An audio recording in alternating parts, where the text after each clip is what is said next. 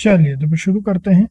तो फिर अभी अपन डिस्कस करने वाले हैं एक और रेड फ्लैग रिपोर्ट जो आई है Jindal steel and power limited के बारे में। यहाँ पे बेसिकली ये फ्लोबो बिजनेस न्यूज़लेटर है, उन्होंने इसको रिलीज़ किया है। काफ़ी अच्छा न्यूज़लेटर है, अगर आप लोग सब्सक्राइब करना चाहें तो बहुत बढ़िया अच्छा है। और इनका 5 साल का जो है 8,800 रुपये का होता है, 3 साल का 4,500 का और 1 साल का 2,200 रुपये का होता है ये। और काफ़ी अच्छा न्यूज़लेटर है ना, हाईली रिकमेंडेड है। चलिए, तो ये रेड फ्लैग रिपोर्ट होती है, इसमें बेसिकली कंपनी को लेकर के इनको जो डाउट्स हैं, जो बेसिकली आप ओपनली ये ज़्यादातर लोग इसको डिस्कस नहीं करते, उनको ये इसमें डिस्कस करते हैं कि भाई इनको क्या लगता है कि कंपनी जो है क्या अच्छे परफॉर्म कर रही है, नहीं कर रही है, क्या लगता है।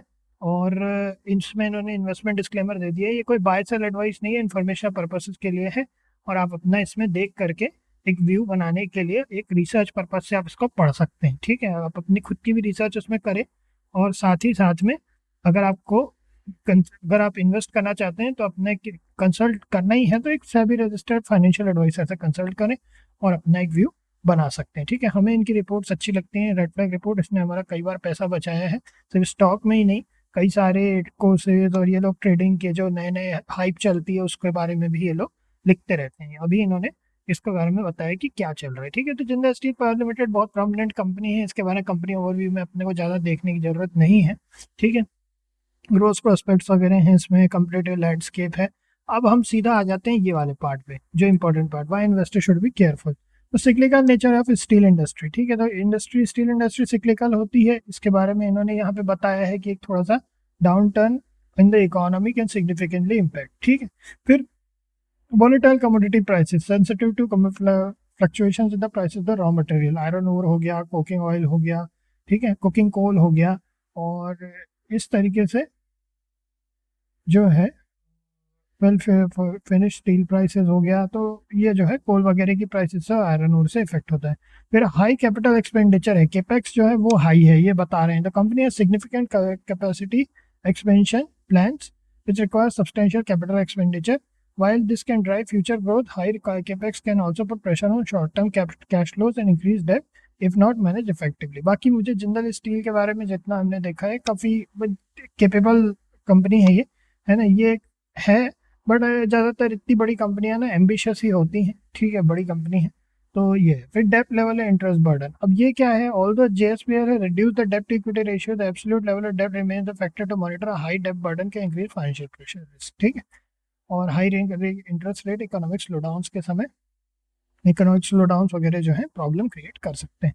Regulatory and environmental risk, the steel and mining sector is subject to stringent environmental regulation, government policy, change in regulations के इशू। ठीक है, फिर geopolitical and global uncertainties, global presence है इस कंपनी का, तो जियो पॉलिटिकल और ग्लोबल चीजें भी इसमें इफेक्ट कर रही है। Recent financial performance, consolidated net loss है इन द रिसेंट क्वार्टर। एक बार अपन देखें जरा यहाँ पे आकर के, कंसोलिडेटेड नेट लॉस, यस, यहाँ पे हम यहाँ नेट लॉस देख सकते हैं 304 करोड़ का।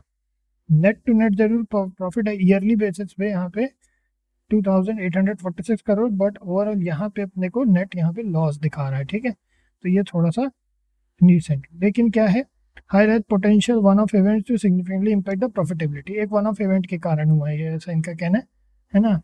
Potential for one of events to significant, investor need to understand nature of these changes and whether similar event can reoccur. ठीक है, फिर उसके बाद execution risk of expansion projects, तो large scale capacity expansion projects come with inherent execution risk, including delay, cost overrun, challenging in achieving desired production efficiencies, और failure to execute the plan के effectively can impact the expected return. अब देखिए इसमें क्या होता है ना, बहुत सारा पैसा लगा होता है, अगर ये प्रोजेक्ट सही तरीके से एग्जीक्यूट नहीं होता तो इसमें प्रॉब्लम आ सकती है।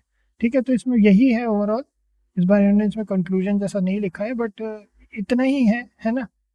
फाइनेंशियल हेल्थ के बारे में company debt ratio show positive trend, generally well, जिसमें डेप्ट is also adequately covered by EBIT. Short-term assets are typically exceed the long-term liabilities, suggesting good liquidity. However, company has experienced periods of fluctuating profitability. Recent quarterly result consolidated net loss, primarily due to an exceptional charges, including impairment provisions for overseas mining assets and expected credit loss from subsidiaries. Okay, ये reasoning इन्होंने दे दी है कि impairment provisions for overseas mining assets or expected capital credit loss on subsidiaries. Despite this, analysts after maintain analyst का positive view है, ये बता रहे हैं इसके बारे में, और हमारा भी इनको लेके पॉजिटिव व्यू ही है। ठीक है, ठीक ठाक है ओवरऑल। अगर अपन यहाँ चार्ट की बात करें तो हम यहाँ देख सकते हैं वीकली चार्ट पे सन 2000 से आप देखिए एक सर्टेन रैली हुई, रैली के बाद फिर ये फॉल आया, बहुत बड़ा फॉल आ गया था बीच में इसमें। अगर अपन यहाँ देखें तो 2010 से लेकर के 2016 तक सिर्फ फॉल ही होता रहा है। ठीक है, तो ये जो है थोड़ा सा केयरफुल रहने में कोई बुराई नहीं है इस तरह के सिचुएशंस में, इस तरह के सिनेरियोज में।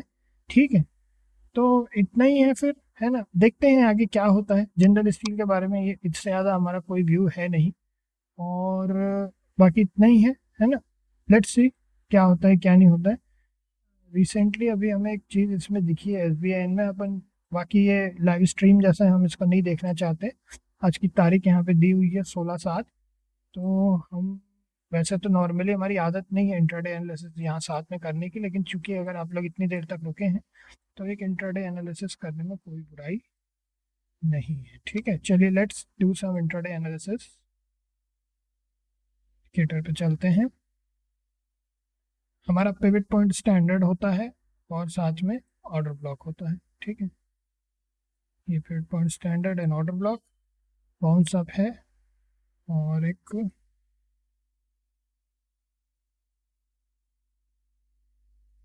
इस लेवल को क्रॉस करने के बाद अपसाइड को टच करने की एक्सपेक्टेशंस हैं। ठीक है, आज काफ़ी बढ़िया रैली किया है इसने, काफ़ी बढ़िया अपसाइड मोमेंटम दिया। आप देखिए यहाँ पे 16 रुपये की रैली हो चुकी है, 2.06%।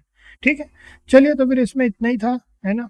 JSPL का अपन एनालिसिस करते करते थोड़ा सा हम SBI इनको देखने लगे थे। हमारा इसमें हम अगर देखते हैं कोई पोजीशन बनाने लायक अगर आ गया, हमने एक लेवल ले लिया है यहाँ पे। बाकी आप लोगों को सजेस्ट नहीं कर रहे हैं कि इस लेवल पर लीजिए।